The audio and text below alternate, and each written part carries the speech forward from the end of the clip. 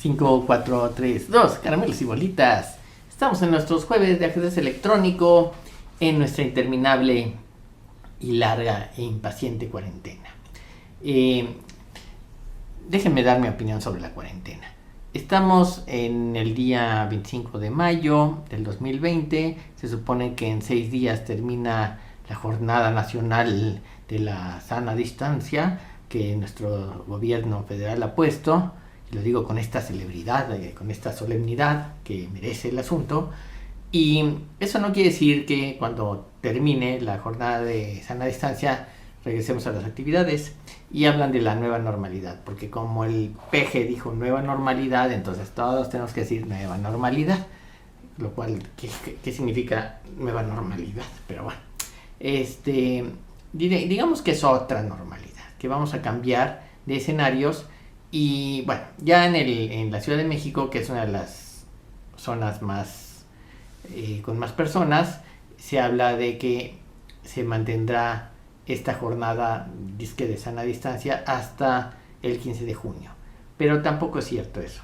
Es decir, va a haber, gradualmente van a empezar algunas actividades, pero muchas van a quedarse como antes. Y Sheinbaum, la gobernadora de la Ciudad de México, ha dicho que las escuelas, por ejemplo, empezarán en septiembre, ya no en agosto, en septiembre. Así que aguantémonos porque esto va para largo, ¿no? Yo creo que el coronavirus se ha convertido en un año perdido, en muchos casos, con lo que significa para la economía, pero para todo fin práctico, muchísimas actividades, es un año prácticamente perdido, ¿no? Pero bueno, esto nos tocó vivir. Yo sé que a nadie le hace gracia estar encerrado y yo creo que nadie quería esto, pero bueno, la vida a veces pone estas pruebas feas. Pero bueno, miren, les voy a mostrar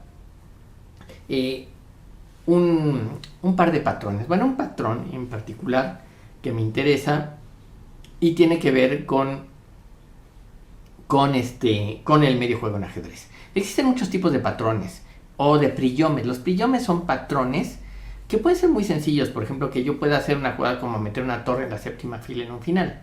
Vamos, eso es lo que normalmente se nos ocurre a los jugadores. Por ejemplo, les podría poner un breve patrón que para muchos jugadores es reconocido, ¿sí? Que es voy a editar el tablero y voy a limpiar acá y voy a poner lo que quiero poner. Bueno, por ejemplo, el típico patrón del mate, el rey acá, la dama acá, el rey acá, perdón, y el blanco tiene un caballo acá y tiene el rey acá y tiene unos peones acá, y por ejemplo tengo la dama que puede jugar acá, está así. Bueno, en esta situación el patrón típico, ¿sí? En esta posición, si juega el blanco puede jugar jaque, el rey no puede venir acá porque es mate, y ya conocemos el patrón. El patrón es que si juega acá, doy jaque, el rey se quita, doy jaque, el rey no puede venir acá porque esto es mate, ¿no? Entonces después del jaque el rey se quita y podría tener el empate con jaque, ¿no? Pero aquí tengo jaque, torre por y mate, ¿no? Le llaman de diferentes maneras, yo lo conocía como mate de Greco, pero esta posición es tan conocida, es tan familiar para muchos jugadores, ciertos elementos se cumplen, que es una especie de patrón de ataque recontra conocido, ¿no? Bueno, pero regresando al punto de los patrones, existen una serie de patrones en el medio juego que son un poquito más sofisticados que los patrones como el que les acabo de mostrar, ¿no? Hay quien piensa, por ahí leí un artículo en ChessBase que decía que el ajedrez no es realmente un juego de patrones, pero después de leer 3 párrafos me di cuenta que ese artículo no dice nada importante y además no es cierto. Los patrones son claramente un hecho en el ajedrez. Las posiciones se repiten. Tan es así que fíjense que hay un montón de libros de táctica y de ejercicios y de documentos al respecto. Quien quiera ejercicios de táctica, tengo muchos para mostrarles. Escríbanme y con todo gusto les mando más información al respecto. Y esos libros muchas veces aglutinan de muchas posiciones en diferentes temas: el peón pasado, el sacrificio de calidad, el rey ahogado, el peón libre, qué sé yo. O sea, hay una serie de temas tácticos que se basan en que ciertas posiciones se repiten una y otra vez. Y por eso he hecho énfasis, y lo seguiré haciendo, que hay que estudiar táctica. Hay que ver muchas posiciones, porque si ustedes no pueden ver la jugada que sigue, nunca van a poder jugar bien, ¿no? Y no es lo único, pero la táctica nos enseña ciertos elementos comunes a ciertas posiciones, y cuando uno entiende que hay estos elementos comunes, es como cuando uno va a la calle y va caminando y de pronto ve a alguien y dice: ay, mira, ahí va mi amigo fulanito. Y yo lo reconozco porque lo veo y digo: ese es mi amigo. Bueno, pues igual, en ciertas posiciones, cuando yo reconozco una posición ventajosa porque el priyome, el patrón está establecido, digo: mira, ahí está mi amigo, luego ya voy a usar la misma técnica, ¿no?, para actuar en esa posición. ¿Para qué sirve entonces eso? Porque ya no tengo que pensar. Y ustedes dirán: bueno, pero la idea es pensar. Sí, pero la idea es pensar sobre posiciones nuevas, sobre posiciones donde está todo establecido. ¿Por qué tengo que pensar? Y entonces nos ahorramos tiempo y dedicamos nuestro tiempo a resolver otros problemas dentro del mismo ajedrez o dentro de la misma posición, ¿no? Por ejemplo, puede ser que el priyome esté pero no esté, es decir, que falten algunos elementos. Entonces a lo mejor lo que hay que hacer es provocar que esos elementos o esas situaciones que generan el priyome completo o el patrón completo existan, que se den esas condiciones para que yo pueda tomar las decisiones correctas, ¿no? Y bueno, les quería mostrar esta primera posición, que es de Baturinsky contra Panov del año 36 en Rusia. Sí, creo que fue en Rusia. Debe ser un campeonato ruso. Ah, no dice, pero sí, creo que es un campeonato ruso. Bueno, en esta posición juegan las blancas. Y las blancas pues tienen una clásica. Vamos a ver la partida de una vez. E4 fue una siciliana. No me voy a tener mucho, ¿sí? Es una clásica siciliana. Fíjense, interesante idea. Si A4, o sea, el negro quiere jugar B5. Y entonces el blanco juega A4 y lo impide, porque desde luego que si lo juega, le juegan peón por peón y no puede jugar peón por peón porque le comen esta torre, ¿no? Bueno, entonces cuando juega A4, el otro juega alfil E7, enroque. Acuérdense, las jugadas de peones no son jugadas de desarrollo, entonces pues estoy retrasando el desarrollo del blanco. Caballo C6, se quita el rey, alfil D7, B3, no, el blanco decide que no quiere sacar su alfil por acá, sino que por B2, por la lateral, dama C7, alfil B2, enroque, F4, la torre se mueve a D8, alfil F3, torre de AC8, y aquí el blanco juega G4, y pareciera que el blanco ahora tiene, Baturinsky con blancas parece que tiene una interesante posición. Su amenaza directa es B5 y correr al caballo a la primera fila, y posiblemente se pueda seguir con F5. Y entonces ahora sí el ataque se va a poner muy muy feo, y normalmente estos ataques son muy muy peligrosos, muy peligrosos, ¿no? Entonces, por ejemplo, si hago alguna jugada, no sé, voy a hacer una jugada tonta. Esta, y por supuesto esta no, porque juego caballo acá, y miren este caballo acá, bueno, es un monstruo gigante, ¿no? Y bueno, capturar acá hasta puede ser súper peligroso. Bueno, hay que quitar la dama, ¿no? Antes quito la dama, y después de eso, bueno, torre acá, peón por peón, hay un montón de cosas. Aquí puedo jugar incluso caballo por peón. No, la cosa está muy fea, ¿no? Entonces, bueno, juega, entonces en esta posición también jugar H6 no impide G5, ¿no? Después de G5, peón por peón, caballo 8, y hasta esto puedo jugar, hasta esto, y tengo una posición muy muy saludable, porque esta jugada es muy incómoda, porque esto se pone acá muy feo, porque el otro caballo entra acá. Entonces aquí, después de G4, el priyome en esta situación es que dice lo siguiente: a un ataque lateral es el priyome general, es decir, es una situación muy general, que lo que nos va a decir es que a un ataque lateral siempre va a haber un contrajuego central. Si se da esa condición, entonces las cosas están bien. Y entonces juega G4 el blanco, Baturinsky, y Panov, que era un jugador muy fuerte, juega D5, rompiendo en el centro y causando los típicos estropicios, ¿no? Por ejemplo, vamos a ver Bueno, la partida como siguió. Siguió peón por peón, caballo por caballo, dama por caballo y alfil a F, alfil a C5, perdón. La dama se quitó, peón por peón, caballo por peón, caballo por caballo, alfil por caballo y alfil a C6. Obviamente no dama por alfil porque esto es jaque y me llevo la dama, ¿no? Esta jugada no se puede comer el peón porque queda en jaque, ¿no? Entonces jugó alfil F3 y le jugaron dama a D7. De nuevo, dama por alfil no se puede, por alfil jaque y me zampó la dama, ¿no? Y entonces jugó dama a C3 amenazando mate, ¿no? Pero eso ya lo vio Panov. Jugó dama por peón, defiende el mate y además no se pueden comer la dama porque el rey está atrás. Se fijan cómo de pronto el negro encontró un contrajuego espantosamente bueno. Y entre otras amenazas, también tiene esta, jugar el alfil acá y se pierde el alfil, ¿no? Entonces jugó alfil por alfil, torre por alfil, dama F3, pues la amenaza ya era directamente alfil acá, ¿no? Alfil de 4 ganaba una pieza, jugó dama F3, cambiaron damas, se metió con la torre, ataca el peón, el otro decidió que no, ahora si torre por peón, por ejemplo, pues me dan mate, ¿no?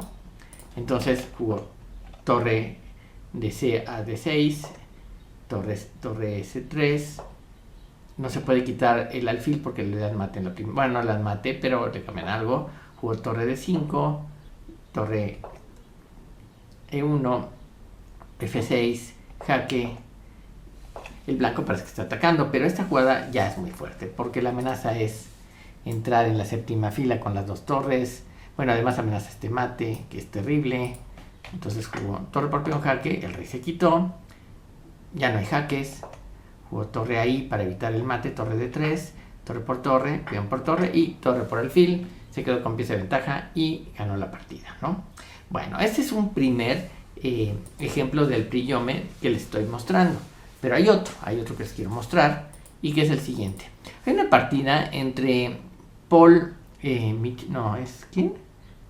Michel contra Gideon Stallberg en Mar del Plata en 1947. Déjenme contarles al respecto de Mar del Plata y de Argentina. Bueno, resulta que en el 39 se hizo un torneo que se llamaba Torneo de las Naciones, que es lo que es la Olimpiada Moderna en Ajedrez. La Olimpiada Moderna en Ajedrez no es una olimpiada como las Olimpiadas de verano, es un torneo por equipos. Como el ajedrez no participa en los Juegos de Verano, cada 2 años se hace un torneo que se llama Olimpiada de Ajedrez, donde juegan los mejores equipos del mundo. La Unión Soviética ganó muchas veces, ahora China se ha convertido en el campeón de las Olimpiadas más de una vez, los Estados Unidos también han ganado, Rusia está como de capa caída y la razón de eso quizás es que se ha diluido un poco la gran fuerza del ajedrez soviético, porque como no existe la Unión Soviética y Rusia tenía un montón de provincias que ahora son países completos, entonces pues ahora hay muchos más equipos con grandes maestros exsoviéticos, por llamarlo de esa manera, y por eso se ha puesto mucho más difícil para todos, ¿no? Entonces, pero bueno, China está siendo de los más fuertes en el ambiente del ajedrez mundial y pues con razón, tienen un montón de grandes maestros, tienen un desarrollo enorme y bueno, pues así es la cosa, ¿no? Pero bueno, el asunto está en que Stallberg en el 39, que creo que sería austriaco por ahí, ahorita averiguamos eso. Bueno, Stallberg era uno de los jugadores que había ido a este torneo de las naciones, como muchos otros, como Pilnik, que creo que iba de Polonia, Najdorf, que iba de Polonia también, en fin, un montón de jugadores europeos que fueron a Buenos Aires a jugar el torneo de las naciones del 39, que les digo que es el equivalente a la Olimpiada de hoy día. Y resultó que empezó la guerra y no pudieron regresar a sus países de origen. Y entonces Najdorf, por ejemplo, Pilnik, me parece también, se quedaron a vivir a Argentina.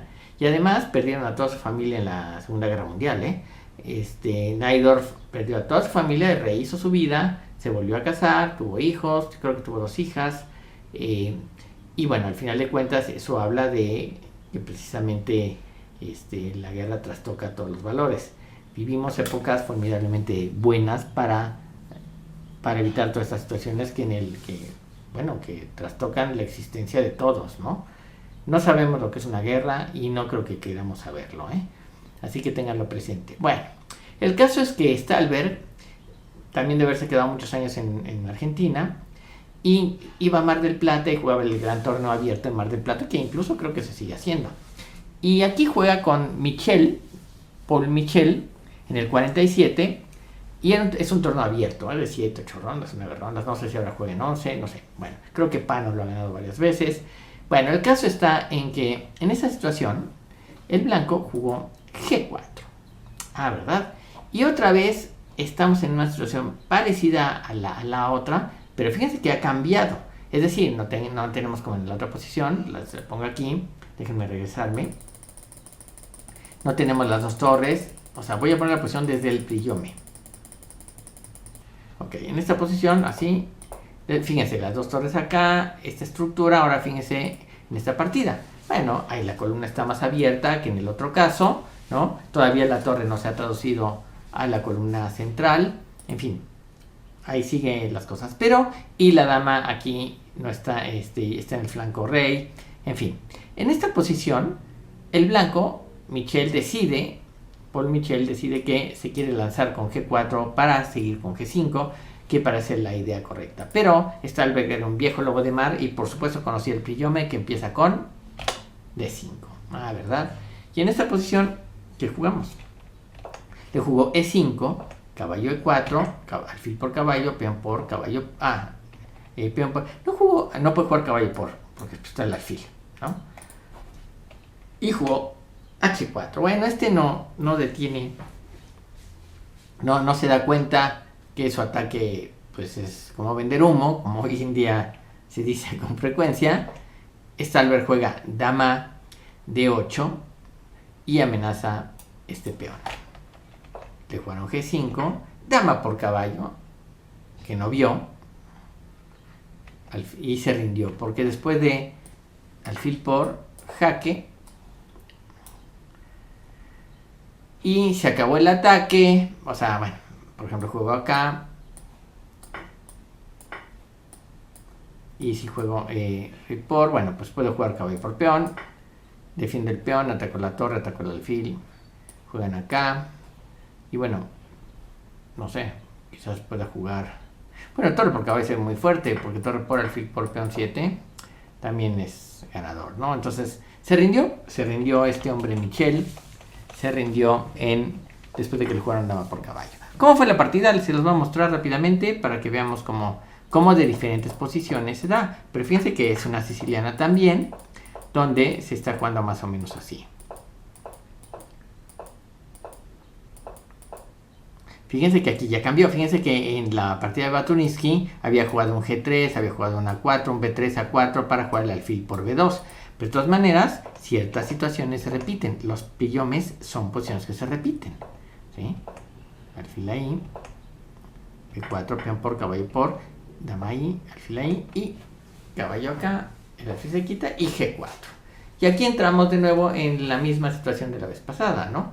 Y como podrán ver, la fórmula del Priyome es que entra un ataque lateral, un contraataque central. Si no se tiene un contraataque central, vamos a sufrir. Por eso cuando se ataca, muchas veces se fija el centro, para que no exista el contragolpe central, como en el caso de D5, ¿no?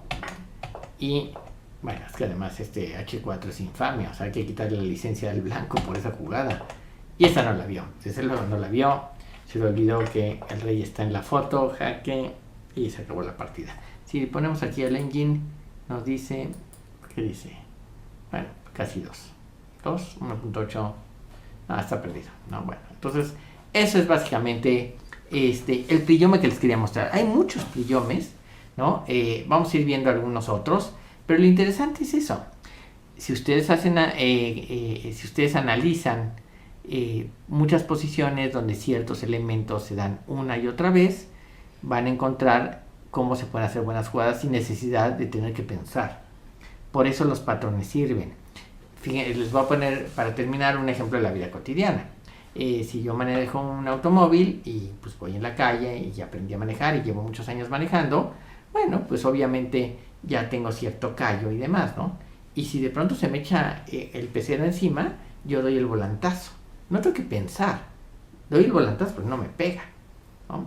Ese comportamiento es una especie de patrón que se establece donde sabemos que el patrón existe y que no puedo pensar, tengo que actuar directamente. Bueno, en el ajedrez habrá situaciones donde puedo encontrar un patrón o conocer un patrón y actuar inmediatamente.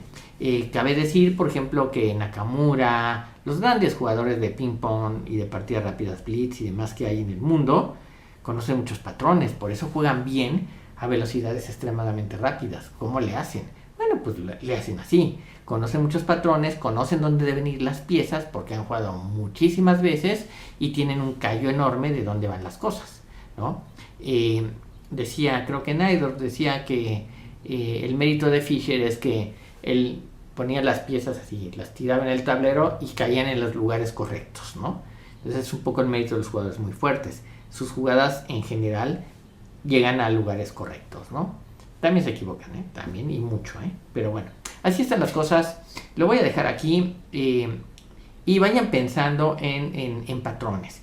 Estudien muchas posiciones de táctica, eso les va a dar mucha visión. No se puede jugar bien al ajedrez si no podemos ver las cosas que siguen. Entonces por eso hay que estudiar táctica, hay que entender que el desarrollo del ajedrez muchas veces se tiene que hacer con elementos tácticos, ¿no? No todo es esta situación de estrategia profunda, ¿no? A veces es la táctica, como en este caso, jaque, ¿no? O sea, es táctica, no hay ninguna estrategia profunda. El jaque para la dama, ¿no? Bueno, ok, lo dejo aquí, gracias y nos vemos la próxima, el próximo jueves. Por ahí me parece que ya está para los caramelos y bolitas enchilados. Empezamos un cursillo sobre el sistema torre. Únanse al canal, apoyen, porfa, en esta contingencia. Aprendemos todos, nos divertimos y hasta quizás nos sacan de trabajar a Pontón y a mí, ¿no? Bueno, gracias, buenas tardes. Nos vemos la próxima.